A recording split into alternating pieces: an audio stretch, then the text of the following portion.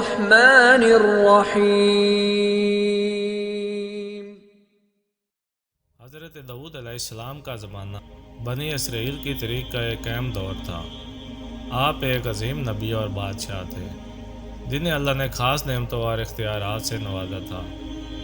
حضرت داؤد علیہ السلام کو اللہ تعالیٰ نے زبور نامی کتاب بھی عطا کی تھی، جو بنی اسرائیل کے ہدایت اور رہنمائی کا ذریعہ تھی۔ آپ کا دور بنی اسرائیل کی تاریخ میں نہایت اہمیت رکھتا ہے، کیونکہ اس دور میں قوم کو دینی اور اخلاقی تربیت کے لیے خاص ہدایت نازل کی گئیں۔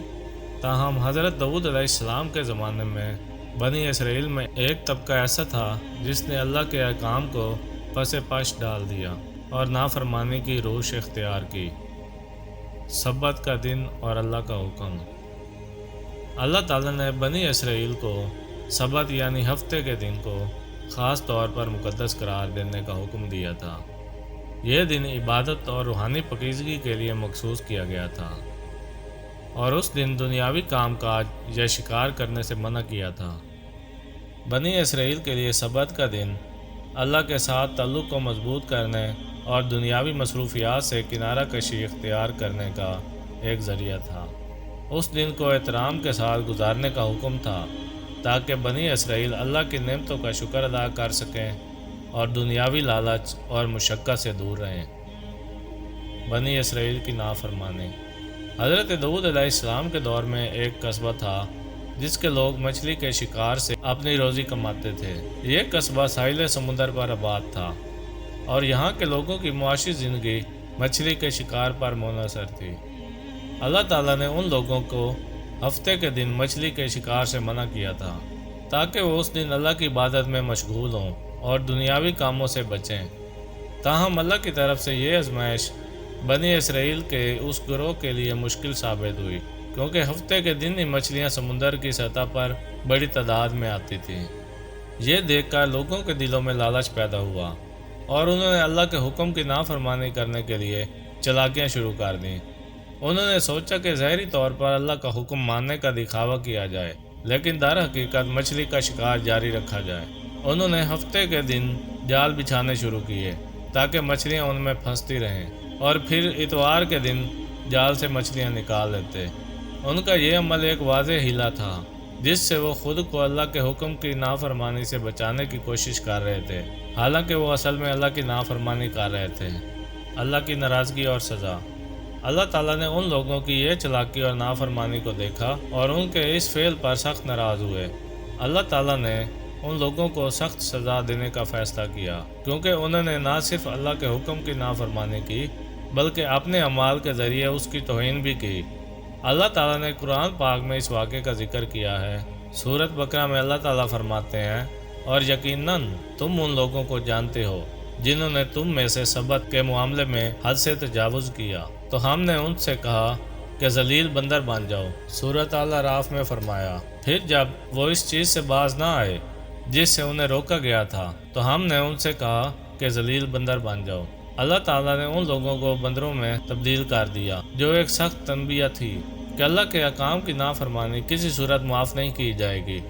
یہ لوگ اپنی نافرمانی اور ہیلہ بازی کی وجہ سے اللہ کے غضب کا شکار ہوئے اور ذلت اور رسوائی کا سامنا کرنا پڑا۔ عبرتناک انجام۔ یہ واقعہ ایک نہایت عبرتناک انجام کی مثال ہے۔ اللہ تعالیٰ نے ان لوگوں کو انسانوں سے بندروں میں تبدیل کر دیا جو نہایت ذلت اور پستی کی علامت ہے۔ ان کی شکل و صورت بدل گئی اور وہ ذلیل و خوار ہو گئے۔ یہ ان کے لیے اور باقی بنی اسرائیل کے لیے ایک واضح تنبیہ تھی کہ اللہ کے احکام کی نافرمانی کتنی سنگین سزا کا باعث بن سکتی ہے۔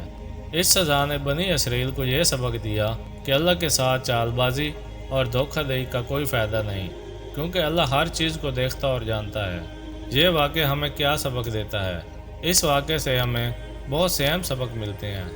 نمبر 1، اللہ کے احکام کی پیروی میں اخلاص کی ضرورت۔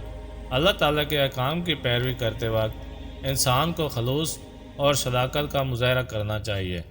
اللہ کے حکم کو ظاہری طور پر ماننے کا کوئی فائدہ نہیں اگر دل میں نافرمانی اور دھوکہ دہی ہو۔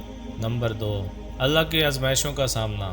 اللہ تعالیٰ اپنے بندے کو مختلف آزمائشوں میں ڈالتا ہے تاکہ ان کی وفاداری اور ایمان کو پرکھا جا سکے۔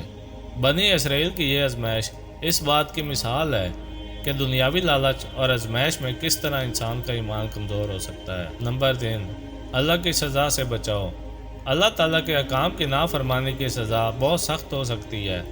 بنی اسرائیل کے ان لوگوں کی مثال ہمیں بتاتی ہے کہ نافرمانی کا انجام دنیا اور آخرت دونوں میں ذلت اور رسوائی ہو سکتا ہے۔ نمبر 4، دنیاوی فائدے کی پیروی کا انجام۔ بنی اسرائیل کے لوگوں نے دنیاوی فائدے مچھلی کا شکار کے لیے اللہ کے حکم کو توڑنے کی کوشش کی، لیکن انہیں اس کے بدلے میں ذلت اور سزا ملی۔